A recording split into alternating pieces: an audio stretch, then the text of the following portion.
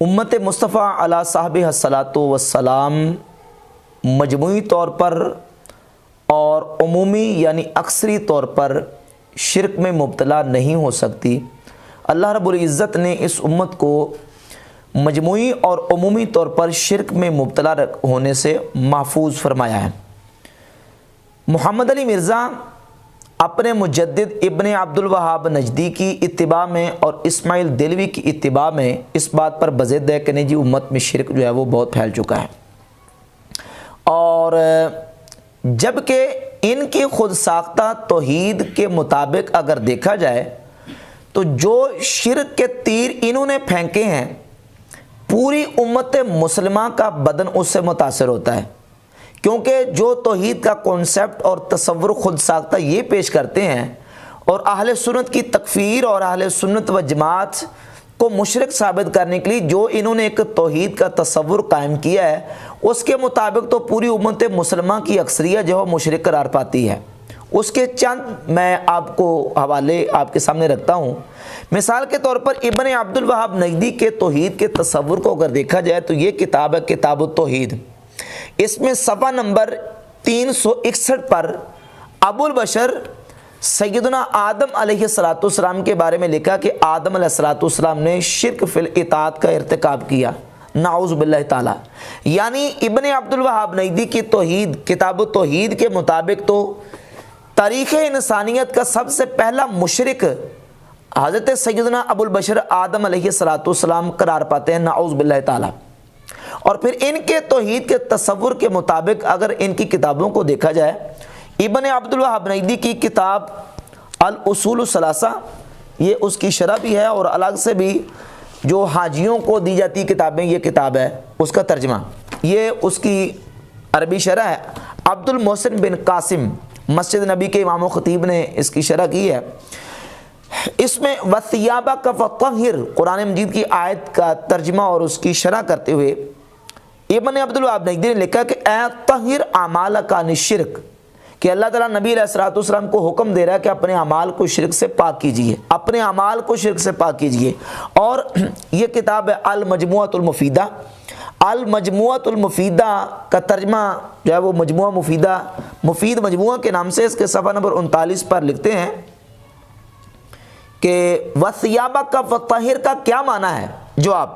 اس کا معنی ہے اپنے رب کی عظمت کو توحید کے ساتھ بیان کیجئے اور اپنے اعمال کو شرک سے پاک کیجئے، اپنے اعمال کو شرک سے پاک کیجئے۔ وَالرُّجْزَ فَاهْجُرْ کا کیا معنی ہے؟ تو جواب، اس کا معنی ہے بتوں کو چھوڑ دیجئے اور بت پرستوں سے اپنے آپ کو الگ تھلگ کر لیجئے۔ سوال، نبی صلی اللہ علیہ وسلم اس حالت میں کتنے دن تک رہے؟ اس کا جواب لکھا کہ 10 سال تک، اس کے بعد معراج ہوئی۔ یعنی نبی کریم صلی اللہ علیہ وآلہ وسلم 10 سال اسی حالت میں رہے، اور پھر اللہ رب العزت نے آپ کو معراج کرویا۔ اور یہ جو حکم ہے وَثِيَابَكَ فَطَهِّرْ، اپنے کپڑوں کو پاک رکھیے، اس کا ترجمہ یہ کیا کہ اپنے اعمال کو شرک سے پاک کیجیے، العیاذ باللہ تعالی۔ اور ابن عبد الوہاب نجدی کے آنے سے پہلے حالات کا ذکر کرتے ہوئے ابن عبد الوہاب نجدی کے پوتے عبد الرحمن بن حسن بن محمد بن عبد الوہاب نجدی نے اپنی کتاب فتح المجید شرح کتاب التوحید کے صفحہ نمبر کتاب توحید کے صفحہ نمبر 6 پر لکھا ہے کہ ابن عبد الوہاب نجدی نے کیا کارنامہ سر انجام دیا۔ لکھتا ہے کہ وَتَصَدَّى لِدَعْوَةِ أَهْلِ نَجْدٍ إِلَى التَّوْحِيدِ الَّذِي هُوَ أَسَاسُ الْإِسْلَامِ وَالْإِيمَانِ، کہ ابن عبد الوہاب نجدی نے نجد والوں کو توحید کی دعوت دی جو کہ اسلام کی بنیاد اور اساس ہے۔ وَنَهَاهُمْ عَنْ عِبَادَةِ الْأَشْجَارِ وَالْأَحْجَارِ وَالْقُبُورِ وَالطَّوَاغِيطِ وَالْأَوْثَانِ، اور ابن عبد الوہاب نجدی نے اس وقت کے لوگوں کو، مسلمانوں کو، پتھروں کی، قبروں کی، درختوں کی، شیطانوں کی اور بتوں کی عبادت سے روکا۔ یعنی ابن عبد الوہاب نجدی کے آنے سے پہلے اس وقت مسلمان درختوں کی، پتھروں کی اور شیطانوں کی اور بتوں کی عبادت کرتے تھے، اور ابن عبد الوہاب نجدی نے آ کے روکا۔ جزیرہ عرب کے لوگ عبادت کرتے تھے، العیاذ باللہ تعالی۔ اور ایک اور والا، یہ کتاب اثر الدعوۃ السلفیہ فی توحید المملکۃ العربیہ السعودیہ، اس کے صفحہ نمبر 23 پر جامعہ اسلامیہ جو کہ مدینہ شریف میں بہت بڑی یونیورسٹی ہے، اس کے استاذ حمود بن احمد الرحیلی لکھتے ہیں کہ ابن عبد الوہاب نجدی جب آیا،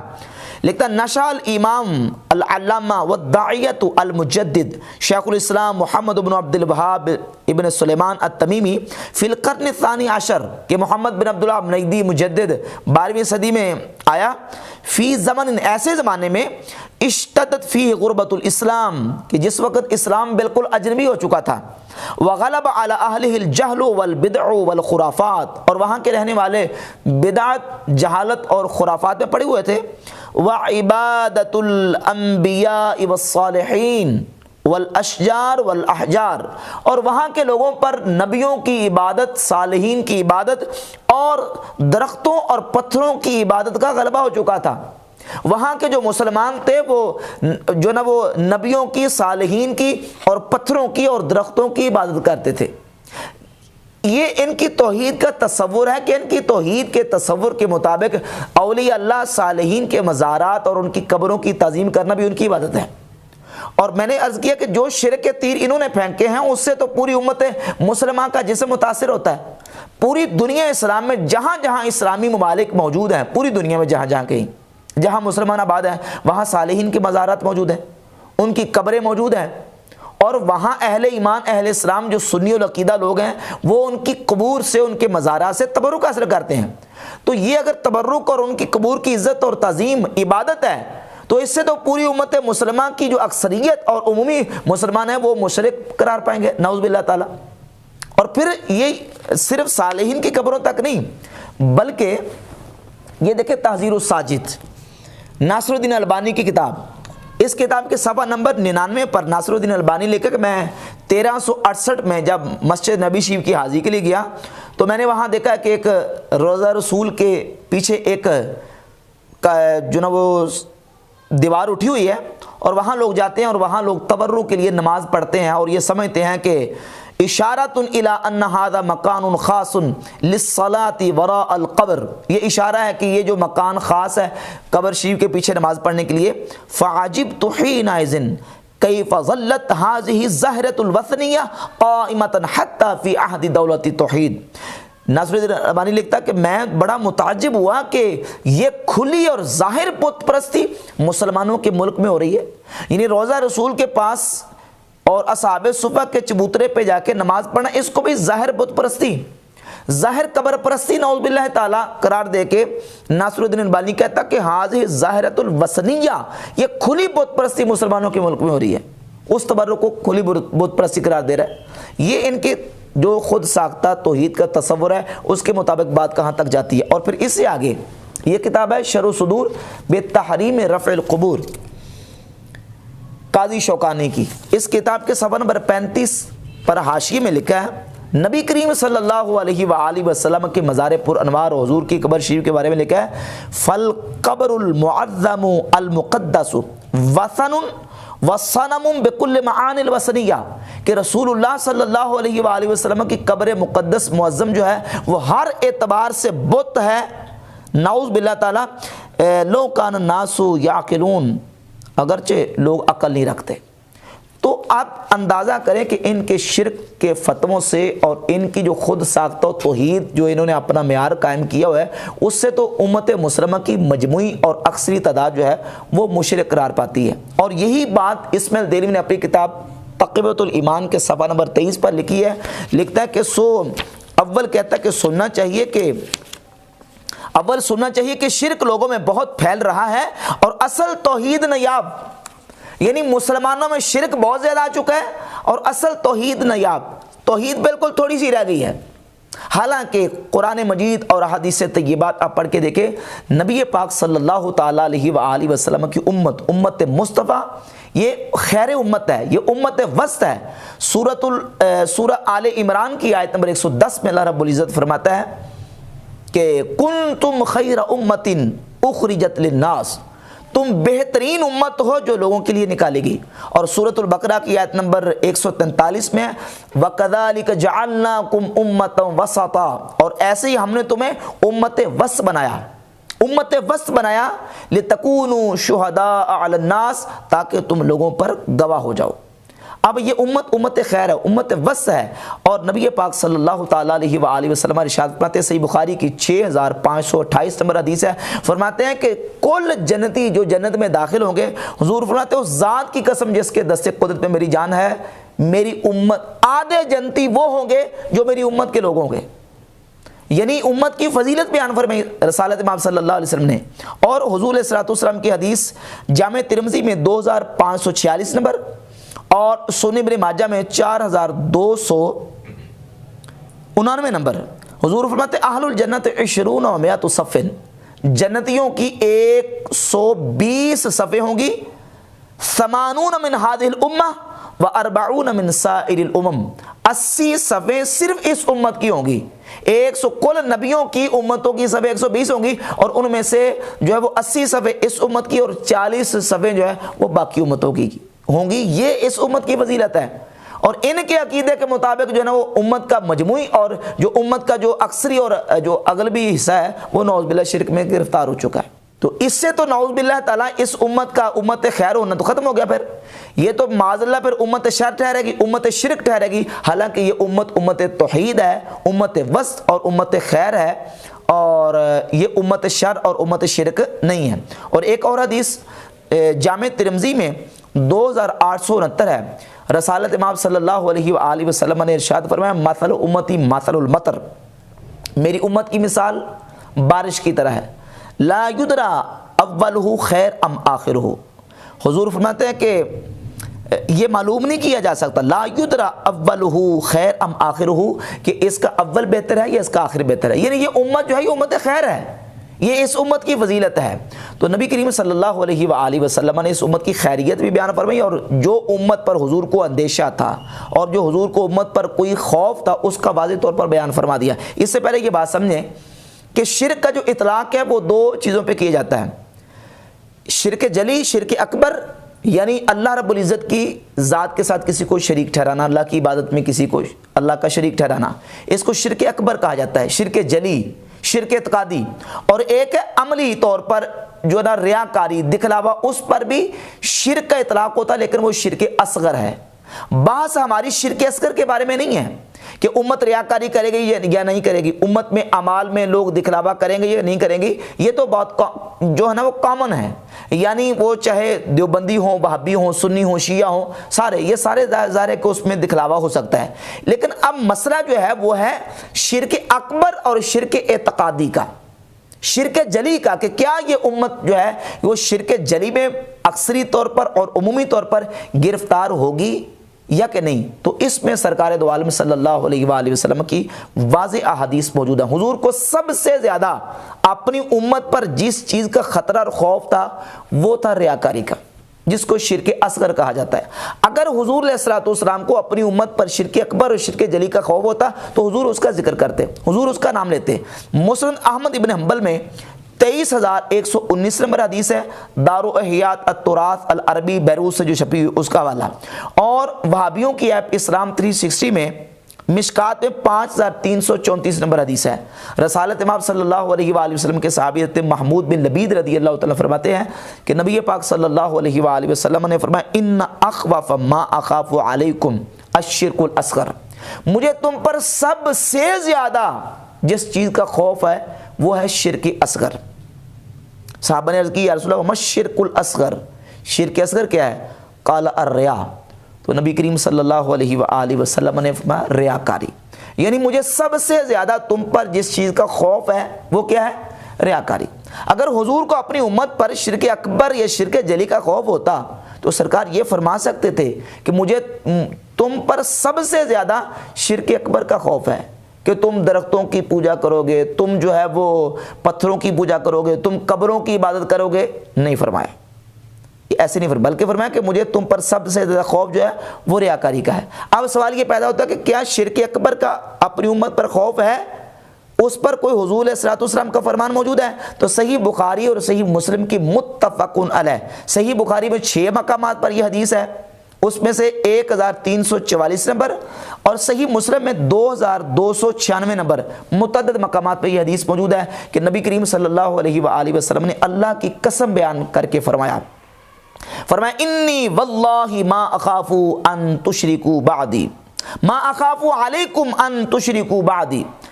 فرمایا مجھے اللہ کی قسم مجھے اس بات کا تم پر خوف نہیں ہے کہ تم میرے بعد شرک کرو گے، ولیکن ان تنافسوا فیہا، ہاں مگر یہ کہ تم دنیا میں پھنس جاؤ گے، دنیا کی محبت میں پڑ جاؤ گے، یہ دنیا کا تم پر مجھے خوف ہے، لیکن تمہارے اوپر مجھے اس بات کا خوف نہیں ہے کہ تم میرے بعد شرک میں پڑ جاؤ گے یا شرک میں مبتلا ہو جاؤ گے۔ شرک اکبر کی حضور نے نفی کر دی، اور شرک اصغر یعنی ریاکاری اس کے خوف کا اور اندیشے کا اظہار فرما دیا۔ تو یہ واضح ہے کہ نبی کریم صلی اللہ علیہ وآلہ وسلم کو اپنی امت پر شرک اکبر اور شرک اعتقادی کا خوف نہیں ہے۔ اگر امت کی اکثریت اور عمومی امت جو ہے وہ شرک میں گرفتار ہو جانی ہوتی تو سرکار دو عالم صلی اللہ علیہ وآلہ وسلم سب سے زیادہ اس بات کے خوف کا اظہار کرتے، لیکن ایسا نہیں فرمایا۔ تو یہ واضح دلیل ہے۔ اور اس کے ساتھ ساتھ ایک حدیث صحیح مسلم میں، مسند احمد ابن حنبل میں اور جامع ترمذی میں اور دیگر کتب حدیث میں صحیح حدیث ہے، متعدد طرق کے ساتھ مختلف الفاظ کے ساتھ یہ حدیث ہے۔ صحیح مسلم میں 7103 نمبر حدیث، اس میں لفظ یہ ہے کہ نبی کریم صلی اللہ علیہ وآلہ وسلم نے ارشاد فرمایا ان الشیطان قد ایس ان یعبد المصلون فی جزیرۃ العرب ولیکن فی التحریش بینہم، فرمایا کہ شیطان اس بات سے نا امید ہو چکا ہے کہ جزیرہ عرب کے نمازی اس کی عبادت کریں۔ ہاں اس بات سے نا امید نہیں ہے کہ لوگ آپس میں لڑیں، مسلمان آپس میں لڑیں، اس بات سے نا امید نہیں ہے، اسے امید ہے کہ آپس میں لڑیں گے، اور یقیناً ایسے ہوا اور ہو رہا ہے، لیکن شیطان اس بات سے نا امید ہو چکا ہے کہ جزیرہ عرب کے نمازی اس کی عبادت کریں۔ المصلون سے مراد ایر مومنون یعنی ایمان والے اس کی عبادت کریں، اور شیطان کی عبادت سے مراد یہی ہے کہ بتوں کی پوجا کی جائے یا غیر خدا کی عبادت کی جائے، پوجا کی جائے۔ مسلمان مومن ایسا نہیں کریں گے۔ اور جامع ترمذی میں جو حدیث ہے، جامع ترمذی میں تو واضح جو الفاظ ہیں، نبی پاک صلی اللہ تعالی علیہ وآلہ وسلم کے صحابی حضرت عمر ابن الاحوص رضی اللہ تعالیٰ عنہ کہتے ہیں کہ حضور اکرم صلی اللہ علیہ وآلہ وسلم نے اپنے صحابہ کرام رضی اللہ تعالی عنہم سے فرمایا ای الیوم ھذا، حجۃ الوداع کے موقع پر فرمایا کہ صحابہ آج کون سا دن ہے؟ تو صحابہ کرام رضی اللہ تعالی عنہم نے عرض کی یا رسول اللہ صلی اللہ تعالی علیہ وسلم آج حج اکبر یعنی حجۃ الوداع کا دن ہے۔ تو حضور علیہ الصلوۃ والسلام نے فرمایا الا، خبردار ہو جاؤ، وَإِنَّ الشَّيْطَانَ قَدْ أَيِّسَ مِنْ أَنْ يُعْبَدَ فِي بِلَادِكُمْ هَذِهِ أَبَدًا، شیطان اس بات سے نا امید ہو چکا ہے کہ تمہارے ان شہروں میں کبھی بھی شیطان کی عبادت کی جائے۔ ابدا، کبھی بھی شیطان کی عبادت ان شہروں میں نہیں ہو سکتی، شیطان اس بات سے نا امید ہو چکا ہے۔ جامع ترمذی، اور جامع ترمذی میں اس حدیث کا نمبر ہے 2159، اور مسند احمد ابن حنبل میں الفاظ یہ ہیں ان الشیطان قد ایس ان یعبد بارضکم هذه، فرمایا کہ شیطان اس بات سے نا امید ہو چکا ہے کہ تمہاری اس زمین یعنی جو جزیرہ عرب ہے اس میں شیطان کی عبادت کی جائے، شیطان اس بات سے نا امید ہو چکا ہے۔ یہ مسند احمد ابن حنبل میں 8522 نمبر حدیث ہے، دار احیاء التراث العربی بیروت سے جو کتاب چھپی ہے۔ تو بحمد تعالی ان احادیث سے یہ بات بالکل واضح ہوتی ہے کہ امت مصطفیٰ جو ہے وہ عمومی طور پر شرک میں گرفتار نہیں ہو سکتی، یہ امت توحید ہے۔ اور ایک بڑی واضح اور صاف حدیث جو کہ مسند احمد ابن حنبل میں 16671 نمبر جو دار احیاء التراث العربی بیروت سے چھپی ہے، اور ایک اور دوسری جو مسند احمد بن حنبل غیر مقلد احمد شاکر کی تحقیق کے ساتھ اور حمزہ احمد زین کی تحقیق کے ساتھ شائع ہوئی ہے، اس میں 17056 نمبر اس حدیث کا نمبر ہے، اور محقق غیر مقلد نے اس کو کہا اسنادہ حسن، اس کی سند حسن ہے۔ اور وہ حدیث یہ کہ حضرت شداد بن اوس رضی اللہ تعالیٰ عنہ نبی پاک صلی اللہ تعالیٰ علیہ وآلہ وسلم کے صحابی، وہ کہتے ہیں میں نبی پاک علیہ الصلوۃ والسلام کی بارگاہ اقدس موجود تھا، تو حضور نے فرمایا کہ اتخوف علی امتی الشرک والشہوۃ الخفیہ، مجھے اپنی امت پر شرک اور شہوت خفیہ کا خوف ہے۔ حضرت شداد کہتے ہیں میں نے عرض کی یا رسول اللہ اتشرک امتک من بعدک، حضور کیا آپ کی امت آپ کے بعد شرک کرے گی؟ قال نعم، فرمایا ہاں کرے گی، لیکن ساتھ ہی سرکار دو عالم علیہ الصلوۃ والسلام نے واضح کر دیا، اما خبردار، انہم لا یعبدون شمسا ولا قمرا ولا حجرا ولا وثرا، خبردار ہو جاؤ میری امت سورج کی پوجا نہیں کرے گی، چاند کی پوجا نہیں کرے گی، اور پتھروں کی اور بتوں کی پوجا نہیں کرے گی، ولیکن یراؤون باعمالہم، ہاں اور وہ لیکن اعمال میں ریاکاری کریں گے، ریاکاری کریں گے، دکھلاوا کریں گے، لیکن چاند کی، سورج کی، پتھروں کی اور بتوں کی پوجا ہرگز نہیں کریں گے۔ نبی کریم صلی اللہ علیہ وآلہ وسلم نے ان چیزوں کی نفی فرما دی، ریاکاری کریں گے لیکن ان چیزوں کی عبادت نہیں کریں گے۔ اب یہ جو حدیث ہے غیر مقلد احمد شاکر کی تحقیق کے ساتھ جو مسند احمد بن حنبل چھپی ہے، اس میں بھی اس حدیث کو اسنادہ حسن کہا گیا، اور امام حاکم نے مستدرک الصحیحین کی جلد 5 صفحہ نمبر 248 پر 8106 نمبر حدیث یہ بیان کی ہے، اور اس حدیث کو امام حاکم نے جو ہے وہ صحیح قرار دیا۔ شعب الایمان میں امام بہقی 6830 نمبر حدیث لے کے آئے جلد نمبر 5 صفحہ نمبر 333 پر، اور امام ابو نعیم اصفہانی محدث اپنی کتاب حلیۃ الاولیاء جلد نمبر 1 صفحہ نمبر 336 پر 2 سندوں کے ساتھ 899 اور 900 نمبر 2 سندوں کے ساتھ اس حدیث کو لے کے آئے ہیں۔ مضمون اس حدیث کا ملتا ہے، اور اس حدیث کی 2 سندیں۔ اب اس میں ایک راوی ہے عبد الواحد بن زید، عبد الواحد بن زید پر ان کے حافظے کی بنیاد پر بعض محدثین نے کلام کیا ہے، لیکن ان کے 2 متابع موجود ہیں۔ ایک متابع ہے خالد بن محمود بن الربیع جو کہ حلیۃ الاولیاء میں 899 نمبر روایت کے اندر موجود ہیں، اور ان کا ایک متابع حسن بن زکوان جو کہ سنن ابن ماجہ میں 4205 نمبر حدیث پہ موجود ہے، لہذا ان 2 متابع کی بنیاد پر بھی یہ حدیث کم از کم درجہ حسن کو پہنچتی ہے۔ تو نبی پاک صلی اللہ تعالیٰ علیہ وآلہ وسلم کی ان واضح احادیث سے یہ بات ثابت ہوتی ہے کہ امت مصطفیٰ عمومی اور اکثری اور مجموعی طور پر شرک میں گرفتار نہیں ہو سکتی۔ اب اس کے برعکس، اس کے مقابلے میں چند روایات پیش کی جاتی ہیں، اور روایات پیش کر کے ان سے استدلال کر کے یہ ثابت کرنے کی کوشش کی جاتی ہے کہ نہیں جی امت تو اس وقت جو ہے وہ شرک میں گرفتار ہے۔ جس طرح اس میں دہلوی نے تقویۃ الایمان میں لکھا صفحہ نمبر 23 پر کہ سننا چاہیے کہ شرک بہت پھیل رہا ہے اور اصل توحید نیاب ہے، اصل توحید نیاب ہے، شرک بہت پھیل رہا ہے، یعنی ثابت یہ کرنے کی کوشش کی ہے کہ اس وقت امت مصطفیٰ کی اکثریت جو ہے وہ شرک میں گرفتار ہے، حالانکہ یہ بات بالکل غلط ہے۔ اب جو روایت پیش کی جاتی ہیں صحیح بخاری مسلم اور دیگر کتابوں سے، اس میں بنیادی طور پر یہ سمجھیں کہ بعض احادیث وہ ہیں کہ جن کا جو تعلق ہے وہ بالکل نادر صورت کے ساتھ ہے، اور اصول یہ ہے کہ النادر کالمعدوم للاکثر حکم الکل، جو نادر ہوتا ہے نا قلیل، وہ نہ ہونے کی طرح ہوتا ہے، اس نادر کی وجہ سے اکثریت اور مجموعی جو حصہ ہے اس پر حکم مرتب نہیں کیا جا سکتا۔ النادر کالمعدوم، نادر معدوم کی طرح ہوتا ہے۔ اور دوسری بات یہ ہے کہ جو روایات پیش کی جاتی ہیں ان روایات کا تعلق ہے قرب قیامت کے ساتھ۔ اب قرب قیامت حالات وہ نہیں ہوں گے جو اس وقت اب موجود ہیں، اور جس وقت جو امت ان حالات سے جو وہ گزر رہی ہے یہ حالات نہیں ہوں گے، بلکہ قرب قیامت حالات بہت زیادہ چینج اور تبدیل ہوں گے۔ مثال کے طور پر 1-2 روایت پہلے سنیں کہ قرب قیامت حالات کس طرح ہوں گے۔ نبی پاک صلی اللہ تعالیٰ علیہ وآلہ وسلم نے ارشاد فرمایا، صحیح مسلم میں 372 نمبر حدیث ہے، بدأ الاسلام غریبا وسیعود غریبا، اسلام اجنبی شروع ہوا تھا اور یہ جو اسلام ہے یہ لوٹ جائے گا اجنبیت کی طرف، یعنی ظاہر ہے کہ شروع سے مسلمان تھوڑے سے تھے اور بعد میں پھر ان کی کثرت اور بہت زیادہ تعداد ہوئی، اور ابھی بھی حمد تعالیٰ ہے، اور آہستہ آہستہ یہ ہوگا کہ پھر مسلمان تھوڑے رہ جائیں گے، اور یہ کب؟ یہ قرب قیامت چیزیں واقع ہوں گی۔ اور ایک حدیث صحیح مسلم میں 313 ہے، یصبح الرجل مؤمنا، مسلمان مومن صبح کرے گا مومن ہونے کی حالت میں،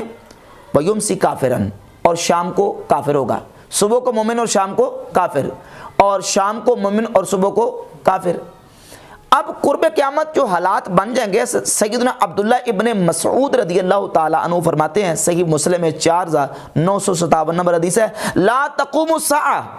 الا علی شرار الخلق، فرماتے ہیں قیامت قائم نہیں ہوگی مگر بدترین مخلوق پر، جو بدترین لوگ ہیں ان پر قیامت قائم ہوگی. ہم شر اہل الجاہلیہ، وہ جاہلیت کے لوگوں سے بھی زیادہ بدترین ہوں گے جن پر قیامت قائم ہوگی. اور قرب قیامت اس طرح کے لوگ رہ جائیں گے. اب دیکھیں پہلے وہ حدیثیں جن سے استدلال کرتے ہیں. مثلا صحیح بخاری کی 7116 نمبر حدیث ہے، اور صحیح مسلم میں 7298 نمبر حدیث. دیگر اس طرح کی بہت ساری احادیث ہے جس میں نبی کریم صلی اللہ علیہ وآلہ وسلم کا فرمان لا تقوم الساعہ، قیامت قائم نہیں ہوگی حتی تضطرب الیات نساء دوس علی ذی الخلصۃ. فرمایا قیامت قائم نہیں ہوگی حتیٰ کہ قبیلہ دوس کی عورتوں کی سرینیں ذی الخلصہ کے بت کے پاس جو ہیں اس کے اوپر ان کی سرینیں جو حرکت نہ کریں. مراد یہ ہے کہ ذی الخلصہ جو بت ہے اس کی عبادت جب تک نہیں کی جائے گی اس وقت تک قیامت قائم نہیں ہوگی. صحیح بخاری میں بھی اور صحیح مسلم میں اور سنن ابی داؤد میں یہ حدیث ایک ہے کہ قیامت اس وقت تک قائم نہیں ہوگی جب تک کہ میری امت کے کچھ قبیلے جو ہیں وہ مشرکین کے ساتھ جا کے نہ مل جائیں. ان احادیث اور روایات کو بیان کر کے استدلال یہ کیا جاتا ہے کہ امت جو اس وقت جو ہے نا وہ اکثر حصہ شرک میں گرفتار ہے. جبکہ اگر ان احادیث کو آپ تفصیل اور ڈیٹیل کے ساتھ دیکھتے ہیں تو واضح ہوگا کہ ان کا تعلق قرب قیامت کے ساتھ ہے. مثلا صحیح مسلم میں 7299 7299 حدیث ہے.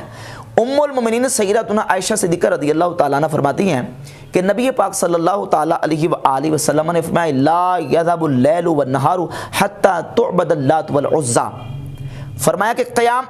دن اور رات نہیں جائیں گے، یعنی قیامت اس وقت تک قائم نہیں ہوگی جب تک کہ لات اور عزیٰ کی عبادت نہ کی جائے. جب تک لات اور عزیٰ کی عبادت نہیں کی جائے گی قیامت اس وقت تک قائم نہیں ہوگی. سیدہ عائشہ نے جب حضور علیہ الصلوۃ والسلام کا یہ فرمان سنا تو فوراً سرکار دو عالم علیہ الصلوۃ والسلام کی بارگاہ اقدس میں عرض کی یا رسول اللہ میں تو سمجھتی تھی کہ جب سے یہ آیت نازل ہوئی ہے سورہ توبہ کی آیت نمبر 33 هو الذی ارسل رسولہ بالہدی ودین الحق لیظہرہ علی الدین کلہ ولو کرہ المشرکون، کہ اللہ اپنے دین کو تمام ادیان پر غالب کرے گا. جب سے یہ آیت نازل ہوئی ہے میں یہ سمجھتی تھی کہ معاملہ ایسے ہی رہے گا. تو نبی کریم صلی اللہ علیہ وسلم نے فرمایا عائشہ معاملہ ایسے ہی رہے گا، یہ معاملہ ایسے ہی رہے گا حتیٰ کہ یبعث اللہ ریحا طیبہ، حتیٰ کہ اللہ رب العزت ایک پاکیزہ ہوا کو بھیجے گا. اور مصدق حاکم میں دیگر کتابوں میں یہ ہے کہ وہ بڑی ملائم ہوگی اور خوشبودار ہوا ہوگی. اور فرمایا کہ جب اللہ رب العزت اس ہوا کو بھیجے گا تو جو بھی مومن مسلمان جس کے دل میں رائی کے دانے کے برابر بھی ایمان ہوگا فتوفا، وہ تمام کے تمام کو فوت کر دے گی یہ ہوا اور تمام کے تمام اہل ایمان دنیا سے رخصت ہو جائیں گے. پھر کیا ہوگا فیبقى من لا خیر فیہ، بس وہ لوگ باقی رہ جائیں گے جن میں کوئی خیر اور بلائی نہیں ہوگی. فیرجعون الی دین آبائہم، اور وہ لوگ اپنے آباء و اجداد کے دین کی طرف واپس لوٹ جائیں گے، یعنی بتوں کی بات کرنی شروع کر دیں گے. کون؟ جن میں خیر نہیں ہوگی. اور کب؟ جب ہوا چلے گی، اور وہ ہوا چلے گی اور ہر مومن دنیا سے رخصت ہو جائے گا، باقی وہ رہ جائیں گے جو شرار الخلق ہیں. جس طرح کہ میں نے حوالہ دیا 4957 نمبر حدیث صحیح مسلم کا کہ سیدنا عبداللہ بن مسعود رضی اللہ تعالیٰ عنہ فرماتے ہیں لا تقوم الساعہ الا علی شرار الخلق، مخلوق میں سے جو بدترین مخلوق ہیں ان پر قیامت قائم ہوگی، بدترین لوگوں پر قیامت قائم ہوگی. اب جب طیب اور پاکیزہ ہوا چلے گی تو مومن مسلمان دنیا سے اٹھ جائیں گے. اب وہ ہوا کب چلے گی؟ قیامت کے قریب، جب بالکل قیامت کے بالکل پاس وقت آ جائے گا تو اس وقت یہ ہوا چلے گی. لیکن اسماعیل دہلوی کو مسلمانوں کو مشرک بنانے کا اتنا شوق چڑھا ہوا تھا. یہ کتاب تقویۃ الایمان، اس کے صفحہ نمبر 96 پر اسی حدیث کو بیان کر کے تو اسماعیل دہلوی نے لکھا 100 پیغمبر خدا کے فرمانے کے مطابق ہوا، یعنی وہ ہوا چل گئی اور اس وقت تو بس ہر طرف شرک ہی شرک پھیل چکا ہے. یعنی اس عبارت سے کہ 100 پیغمبر خدا کے فرمانے کے مطابق ہوا، یہ بات واضح ہوتی ہے کہ نعوذ باللہ تعالیٰ وہ ہوا چل چکی ہے اور پوری دنیا سے مسلمان فوت ہو چکے ہیں اور اب صرف مشرک اور کافری باقی بچ گئے ہیں الیاذ باللہ تعالیٰ. حالانکہ وہ یہ واقعہ کب پیش آئے گا؟ قرب قیامت. اور صحیح مسلم کی 7200 58 نمبر 7258 نمبر حدیث ہے، جس میں نبی پاک صلی اللہ تعالیٰ علیہ وآلہ وسلم نے جو قرب قیامت جو لوگ بتوں کی عبادت کریں گے اس حدیث کو بیان کیا، تو فرمایا کہ ان امتی سیبلغ، بلکہ اس حدیث کا شروع یہ کہ اللہ رب العزت نے میرے لیے زمین کو سمیٹ دیا اور میں نے زمین کے فرأیت مشارقہا و مغاربہا، میں نے اس کے مشرق کو اور مغرب کو دیکھ لیا۔